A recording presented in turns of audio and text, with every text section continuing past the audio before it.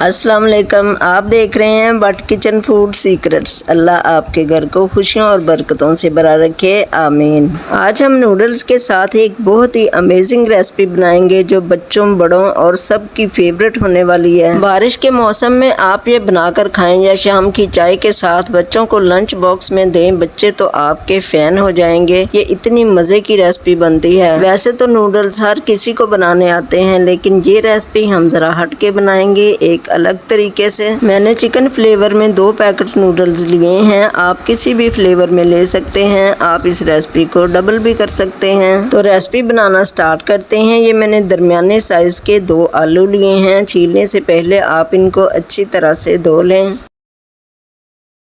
Knife के साथ आलू का छिलका हम उतार लेंगे। अगर वीडियो अच्छी लगे तो इसे लाइक और शेयर ज़रूर कर दें और बट किचन फूड सीक्रेट्स को सब्सक्राइब कर लें। आलूओं का छिलका उतारने के बाद इनको दोबारा से मैंने अच्छी तरह से धो लिया। अब हम इनको ग्रेटर के साथ ग्रेट करेंगे। ये नूडल्स की रेसिपी बहुत ही मज़ेदार बनने वाली है। आज से पहले शायद आपने इस तरह के नूडल्स कभी ना बनाए हों। दोनों आलू तकरीबन ग्रेट हो चुके हैं। अभी ये थोड़ा सा बाकी है, ये भी थोड़ी देर में हो जाएगा। आलूओं को हमने ग्रेट कर लिया। ग्रेट होने के बाद देखें इसमें कितना पानी है। ये सारा पानी हम इसका निचोड़ देंगे। आलूओं को आप हाथ में लेकर एक बॉल सा बना लें और इसको अच्छी तरह से दबाकर इनका सारा पानी आप निकाल दें। इसी तरह हम सारे आलूओं को अच्छे से निचोड़ लेंगे और इसको निचोड़ कर एक बॉल में रखेंगे। आलू निचोड़ने के बाद ये बिल्कुल ड्राई हो चुके हैं, इनमें ज़रा भी पानी नहीं है। ये देखें इस तरह से मैं आपको दिखा रही हूँ। आलूओं को आपने बिल्कुल ड्राई कर लेना है, इसमें ज़रा भी पानी नहीं होना चाहिए। और ये है मेरे पास 2 मसाले के पैकेट जो नूडल्स के पैकेट में से निकलते हैं।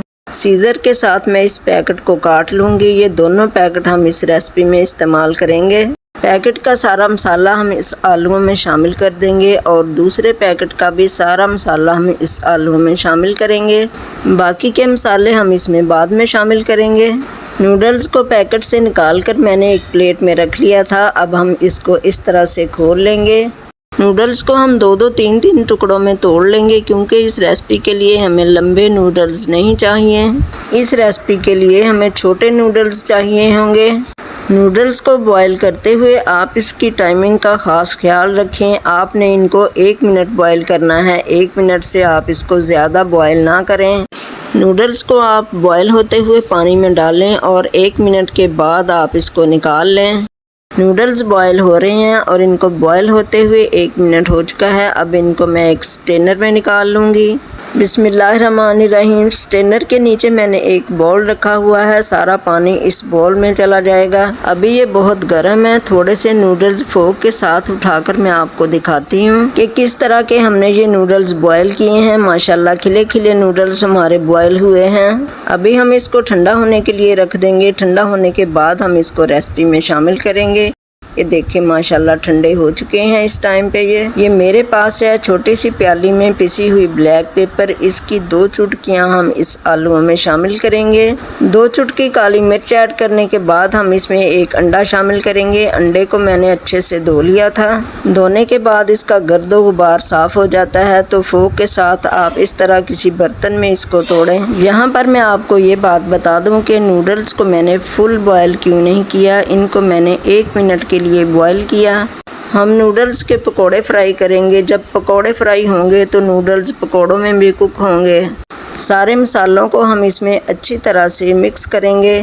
मसाले मिक्स करने के बाद नूडल्स का हम हाथ में एक छोटा सा इस तरह से बॉल बना लेंगे और बॉल बनाकर हम इसको पैन में डाल देंगे।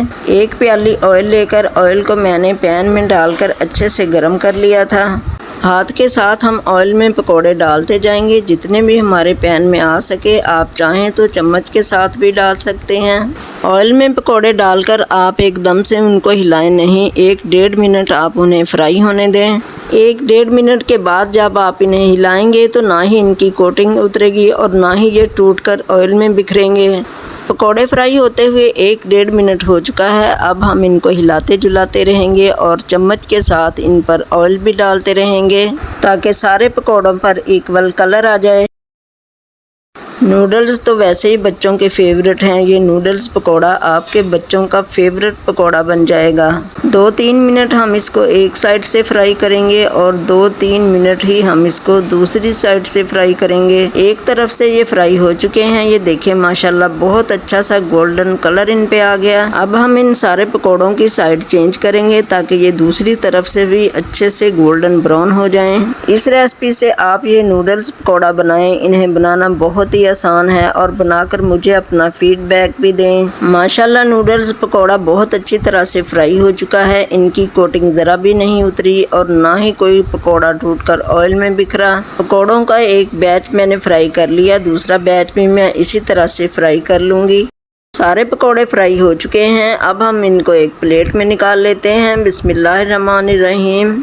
क्रिस्पी और बहुत ही मज़ेदार नूडल्स पकोड़े हमारे रेडी हो चुके हैं। इन पकोड़ों का टेस्ट आम पकोड़ों से बहुत ही डिफरेंट है, आपको इसका टेस्ट बहुत पसंद आएगा। अगर आप शाम की चाय के दीवाने हैं तो ये पकोड़ों की ट्रीट आपके लिए बहुत ही बेस्ट साबित होगी। ये पकोड़े घर में मौजूद सिंपल सी चीज़ों से तैयार हो जाते हैं, इनको बनाने के लिए आपको ज़्यादा चीज़ें ढूंढने की ज़रूरत नहीं पड़ेगी। रेसिपी अच्छी लगे तो प्यारा सा कमेंट करके मुझे अपना फीडबैक ज़रूर दें और इसके साथ ही रखें अपना बहुत सारा ख्याल। मुझे दुआओं में याद रखें। अल्लाह हाफिज़।